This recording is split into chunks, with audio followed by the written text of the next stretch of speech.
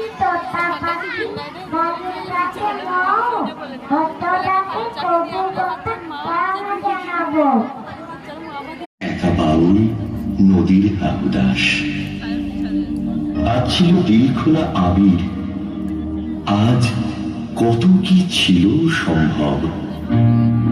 তুমি যদি আজ হতে দোল বসন্ত উৎসব।